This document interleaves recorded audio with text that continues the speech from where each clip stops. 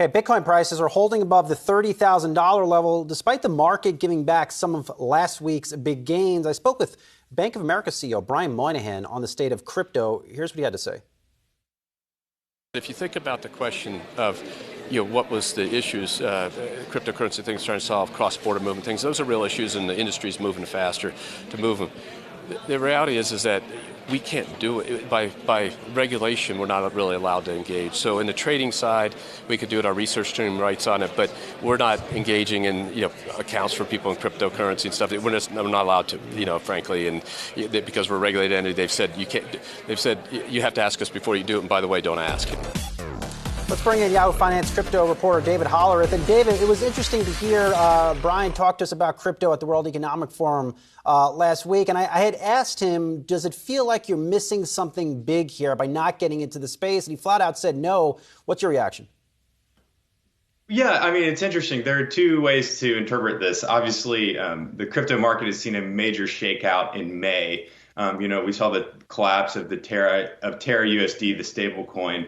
And obviously that warrants a lot of sort of reconsideration about the asset class since, we saw this bull run in 2021. And, we're seeing a lot more of it through a lens of cryptocurrency being, speculative, maybe looking for a problem. So that's one side of this. The other side of this, I think, is that, while regulation is sort of keeping people back, or larger banks from being able to sort of help clients with crypto assets if they're interested. There's this whole realm of sort of like proprietary trading firms and also the banks themselves that are trading cryptocurrencies that are able to sort of do this sort of regulatory arbitrage where they can trade before a lot of other people can, and they have an advantage there. So, in some ways, it's sort of it's just how finance works. But to me, I don't know, it seems like regulation should allow as many people to invest as they want to.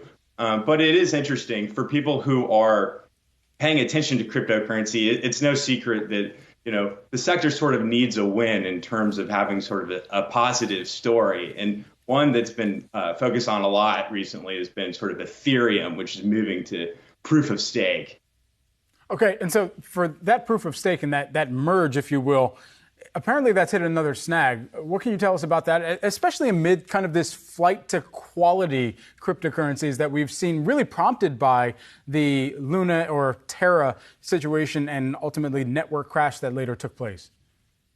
Totally, yeah. And the interesting thing here is that last week, the Ethereum sort of the test blockchain that they're eventually going to merge with Ethereum to lead to this proof of stake transition had sort of had a hiccup last week. And as of this week, the price fell about 11% last week. And as of this week, it is, at least over the weekend, it has rebounded about 13%. And that's because there's been another development since then as of this morning, which is that sort of the first dress rehearsal for the merge is scheduled for June. So every week we're going to sort of see some sort of technical progress or hiccup trying to get to this proof of stake merge. And sort of just to give everybody context, Ethereum is about a $240 billion cryptocurrency. That's how much money is sort of tied in it, just at least on the base chain.